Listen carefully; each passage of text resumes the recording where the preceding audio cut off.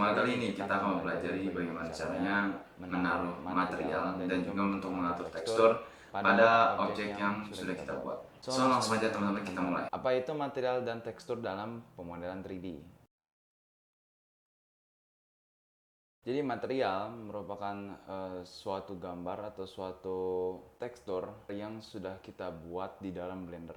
Nah, kalau misalkan tekstur merupakan suatu gambar 2D atau gambar 3D yang ada di Google dan juga foto-foto apapun yang setelah itu digunakan pada objek kita di dalam Blender. Nah, adapun jenis-jenis material yang pada umumnya sering digunakan oleh orang-orang ialah Principal Base Depth. Nah, jadi teman-teman, Principal Base Depth atau bisa dibilang Bidirectional Scattering Distribution dan Function merupakan suatu node shader, dan dia ini sebagai node shader merupakan node default pada objek-objek yang ada di objek base kita atau yang ada di objek yang sudah teman-teman kita buat. Sebelum kita masuk ke dalam penjelasan mengenai node di dalam Blender, kita akan mengganti interface dulu yang di bawah sini menjadi shader editor. Seperti itu teman-teman, kita klik edit type-nya, setelah itu kita pilih shader editor. Nah, setelah itu dia akan menjadi seperti ini. Interface-nya akan berubah menjadi shader editor. Nah, untuk memunculkan Principal BSDF di sini, kita akan mengklik new di sini. Yang maksudnya itu ialah menambahkan new material di sini. Kita klik. Nah, setelah itu dia akan muncul seperti ini, kawan-kawan. Kalau misalkan teman-teman itu tiba-tiba nggak muncul, teman-teman klik A aja tapi kursornya ada di bawah sini ya. Teman-teman klik A di keyboard. Setelah itu klik titik kepada numpad teman-teman, dan dia akan langsung menuju ke bagian Principal Base Depth sama material outputnya. Nah, digeser ke atas sedikit. Jadi di Principal Base Depth ini kita bisa bikin material apa aja, entah itu material metalik, entah itu material kaca, entah itu material yang tembus pandang, material apapun itu. Di Principal BSDF ini itu memiliki banyak banget soket di sini. Nah, soket yang saya maksud tuh ialah seperti ini, guys. Soket yang warna hijau ini, warna kuning, warna abu-abu, dan warna ungu. Nah, setiap warna ini dia memiliki makna masing-masing. Yang warna hijau ini merupakan soket untuk mengatur sesama shader. Yang hijau ini itu bisa dihubungkan hanya pada hijau ketemu hijau. Jadi shader ketemu shader. Kalau misalkan dia itu nggak pakai warna hijau seperti ini, dia akan beda, berubah. Akan menghasilkan seperti ini. Jadi awalnya si ujungnya ini BSDF, inputnya. Nah, node ini dinamakan input, dan di sini ada material output juga. Untuk material output nanti saya jelaskan. Di sini yang node seperti ini yaitu inputnya. Itu kalau misalkan kita tarik di sini talinya itu ke displacement, dia itu kan warna ungu ya. Nah, dia itu nggak bisa, dan dia akan memiliki warna merah seperti ini, dan hasilnya pun teksturnya bakal rusak seperti ini. Dan biasanya kalau tekstur rusak dia berwarna ungu seperti ini, guys. Nah, kita cabut lagi.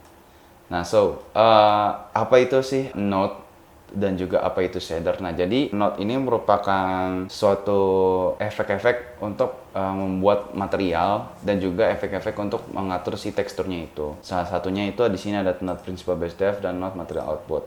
Nah, yang kotak-kotak seperti ini dinamakan node, dan ini memiliki banyak banget efek-efek di sini, dan efek untuk mengatur membuat material dan juga tekstur seperti itu, teman-teman. Dan juga ada namanya shader. Nah, shader ini yang berwarna hijau ini seperti ini, teman-teman. Warna hijau, Principal Base Depth atau apapun itu prinsipal yang ada di sini. Ini Principal Volume di sini. Nah, ini dinamakan shader. Jadi yang warna hijau itu shader, dan maksudnya shader itu merupakan suatu tekstur atau material yang pada objek yang dimana dia itu memerlukan pantulan cahaya untuk bisa menghasilkan efek yang sesuai dan juga material dan tekstur yang sesuai pada objek kita itu. Jadi dia, kalau misalkan dia itu nggak ada pencahayaan yang bagus, kemungkinan material dan teksturnya itu nggak sesuai yang kita buat yang ada di sini, seperti itu, teman-teman. Kita hubungkan lagi di sini. Nah, terus lanjut lagi warna kuning. Jadi warna kuning merupakan pengaturan untuk warna. Di sini kan ada base color di sini untuk mengatur warnanya. Teman-teman bisa klik bagian ininya. Di sini bisa ngatur warnanya. Seperti itu. Jika di sini ada X colornya buat kode. Nah, pengaturan ini warna ini itu bisa dihubungkan antara dia sesama warna kuning seperti ini.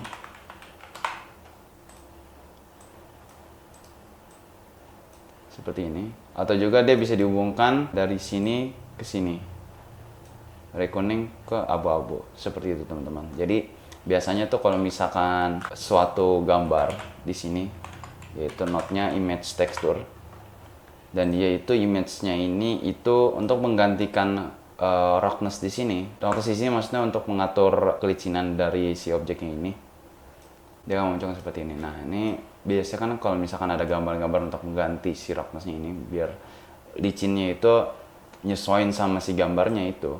Kalau misalkan teman-teman mendownload tekstur pada Google, pada website-website tertentu, nah dia itu akan mengubah color ini, gambar si roughness-nya ini ngobain ke roughness-nya. Seperti itu. Tapi harus cari dulu nih gambar roughness-nya itu yang mana. Seperti itu kawan-kawan. Dia itu bisa masuk ke sesama warna dan juga bisa masuk ke yang warna abu-abu. Nah, lanjut lagi ke warna abu-abu. Warna abu-abu ini merupakan warna untuk mengatur value pada node-node yang ada di sini. Jadi kalau misalkan di sini kan ada abu-abu tadi nih, kita masukin sini kan. Nah, itu kan di sini kan roughness segala macam, metallic segala macam. Di sini kan kita bisa atur begini nih. Nah, pengaturan-pengaturan yang ada di sini itu biasanya tuh dikasih soketnya itu warnanya abu-abu seperti itu. Apapun itu values-nya yang ada di sini, kalau misalkan values untuk ngatur tekstur itu warnanya tuh abu-abu seperti itu guys.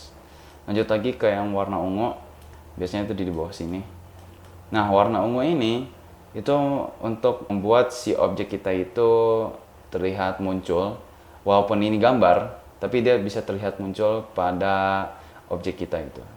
Contohnya seperti ini. Nah, bisa teman-teman lihat di sini.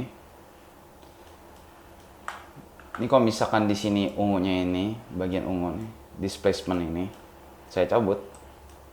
Nah, terus juga di sini juga saya cabut. Dia akan terlihat seperti ini, flat seperti biasa, ya kan? Kalau misalkan normalnya itu saya masukin ke sini, clear code normal atau yang normal biasa, itu displacementnya itu masukin ke displacement yang ada di sini, material output, dia akan muncul seperti ini. Kalau misalkan belum kelihatan, nice,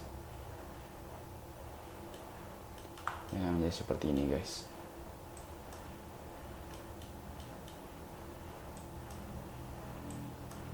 Nah, kelihatan kan perbedaannya tuh di situ.